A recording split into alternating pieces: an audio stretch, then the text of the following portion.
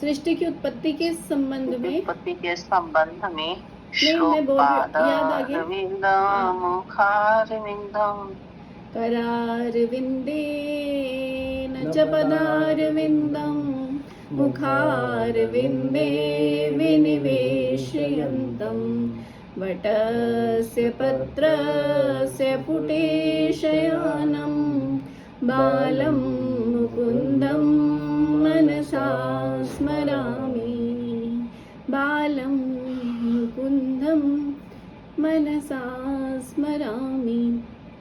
तो ये उत्पत्ति हुई थी पहले बालक रूप में या पिंड के रूप में जो सृष्टि हुई, तो वो सृष्टि का वर्णन है ये।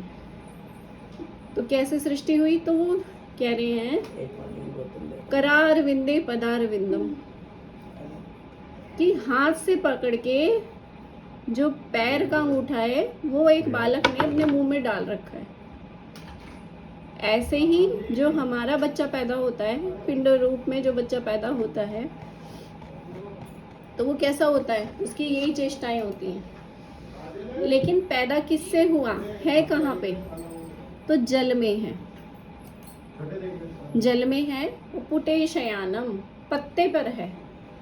पत्ते पर किसके है, वटस्य पत्रस्य, वट के पत्ते पर, वट वृक्ष।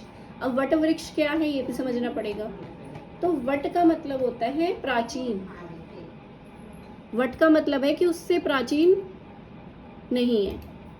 वट का मतलब होता है प्राचीन, जो सबसे बुजुर्ग है, और सबसे बुजुर्ग पहले से है और सबसे बुजुर्ग अंत तक रहेगा। कहने का मतलब वट जो है, इसीलिए वट की पूजा का जो विधान है ना, तो वो इसीलिए है क्योंकि वो उसका आदि और अंत नहीं है वट का।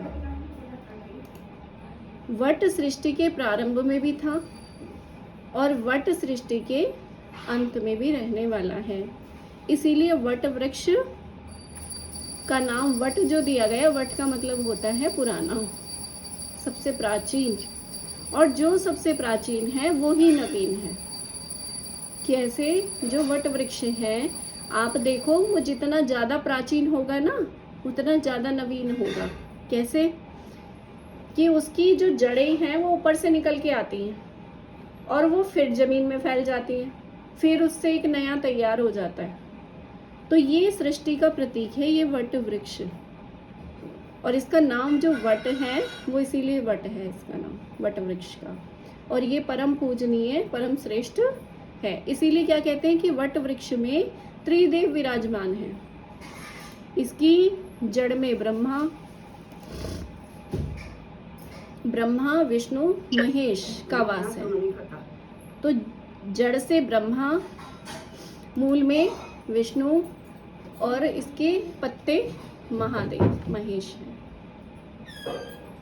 तो ये है,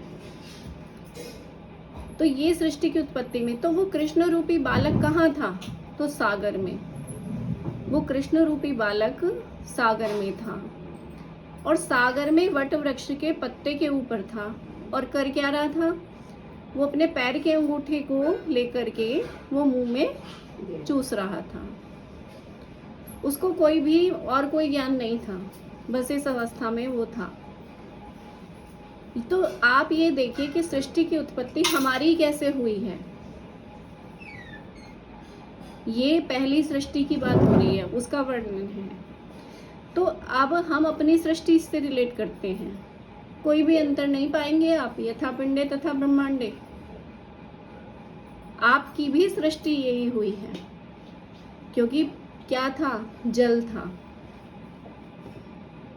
सबसे पहले आपकी सृष्टि में भी क्या था, जल था। माँ के पेट में सबसे पहले जल था।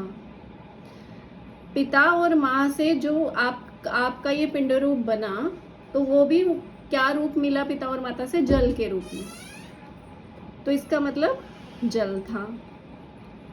तो जल से फिर क्या हुआ, वो जल उछला। जैसे अब क्या बताया गया, ब्रह्मा की सृष्टि के विषय में क्या बताया गया। देखो माता पिता की सृष्टि भी यही है जो भी हमारी है, ब्रह्मा की सृष्टि भी यही है। तो ब्रह्मा की सृष्टि कैसे है ये, तो ब्रह्मा की सृष्टि भी ये इसलिए क्योंकि अभी हमने शिव महापुराण जी के माध्यम से ये अध्ययन किया कि ब्रह्मा